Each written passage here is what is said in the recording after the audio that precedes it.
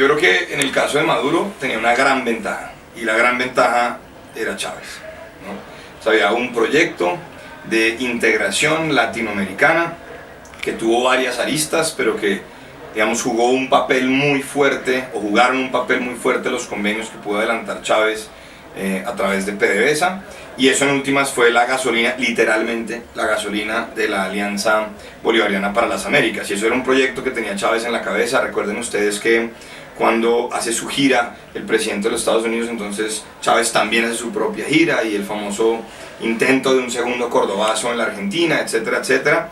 Y en ese sentido Maduro hacía lo que le decía Chávez. Digamos, yo creo que la Cancillería de Maduro fue más de una persona muy cercana a Hugo Chávez, que lo que hacía era transmitir un proyecto de integración latinoamericana y de, entre comillas, porque no sabemos qué es eso muy bien, el socialismo del siglo XXI. Y ahora lo que pasa con la nueva canciller es que ya no está Chávez. Entonces digamos que ahora tenemos una canciller que está bastante más empoderada. Hay un grupo, digamos, que rodea a Maduro, que es el que de alguna manera traza las directrices, pero siento que ahora hay una política exterior un poco más clara desde la Cancillería venezolana que lo que había cuando era Nicolás Maduro, precisamente por la ausencia de la figura que era Hugo Chávez. Y un poco lo que uno lee en la literatura académica sobre estos asuntos es que de alguna manera la nueva política exterior venezolana se desprende del personalismo tradicional que traía con Hugo Chávez. Fíjense ustedes que recientemente hay un gran triunfo para la política exterior bolivariana, digamos, venezolana, en este caso el gobierno Maduro, y es, se le adelantan a Colombia en las Naciones Unidas, se adelantan con UNASUR, se adelantan con la Organización de Estados Americanos. Hay una canciller que logra tener una relación con sus colegas que es muchísimo más fluida que la que pueda tener la nuestra por un tema interno bastante particular.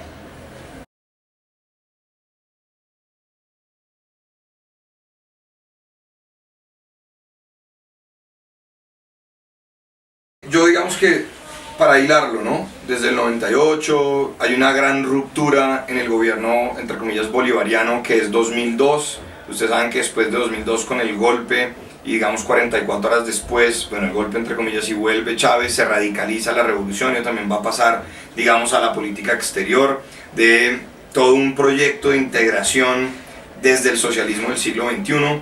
Trata de acercarse a Brasil. Brasil no es bobo, Brasil tiene clara cuál es su papel geopolítico en la región, ahora no es tan relevante como fue en su momento. Tiene claro que tiene que cooptar Bolivia, tiene claro que tiene que cooptar Cuba, aunque siento que Cuba terminó por cooptar a Venezuela.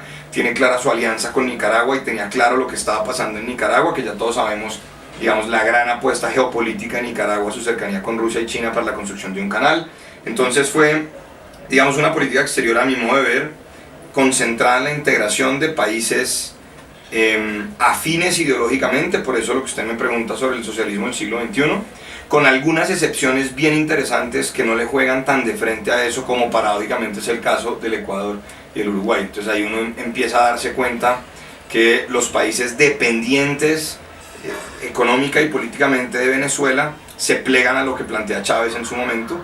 Sin Chávez empiezan a tratar de marginarse de alguna manera, o por lo menos de quedar un poco más alejados de lo que podría ser ese centro de poder del ALBA que era Venezuela.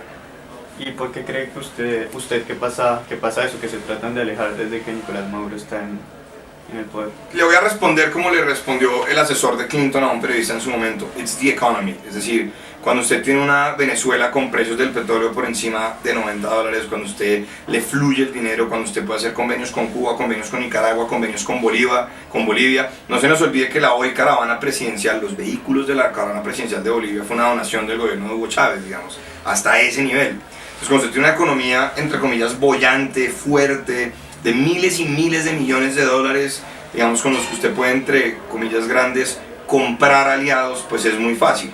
Y cuando usted tiene un presidente reelegido con el 55% de los votos, como fue el caso de Hugo Chávez, la popularidad de Hugo Chávez siempre estuvo por encima del 50%, y de repente llega Maduro, que es un presidente que se elige con un margen mínimo frente a su contendor, que fue Enrique Capriles, es que fueron 100.000 votos, en un país donde tradicionalmente la participación electoral ha sido muy alta.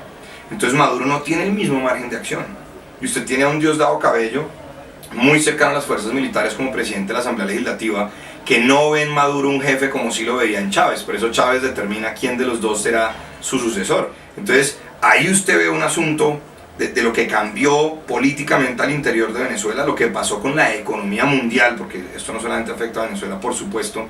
Entonces tiene un Maduro que está debilitado y que entonces, ¿qué trata de hacer? Ahora sí trata de jugarle a la diplomacia. Ya no es la imposición. Ahora es la reunión, ahora es un tema más cordial, ahora es un tema con sus socios, ahora es un tema digamos, distinto en ese sentido. Luego Chávez era un gran líder y tenía una economía, yo no diría que sólida, pero sí bollante, que no es lo mismo. O sea, una economía débil en el sentido de que la economía venezolana siempre ha dependido en el 90% de las exportaciones del crudo. Y aún en un momento de crisis, pues Chávez era una gran figura, había intentado un golpe en el 92, había montado en su primer escenario el movimiento Quinta República, había logrado modificar la constitución política de Venezuela, ahora hablaba de la revolución bolivariana, de la revolución del socialismo del siglo XXI, muy cercano a sus aliados, pero con una billetera llena. Ahora ya no la tienen y ahora hay crisis, entonces ahora está tratando de volcarse más hacia lo interno y hacia un tema más tranquilo. Yo no diría tampoco soft power propiamente, pero aunque sí, pero más hacia lo interno que a lo externo.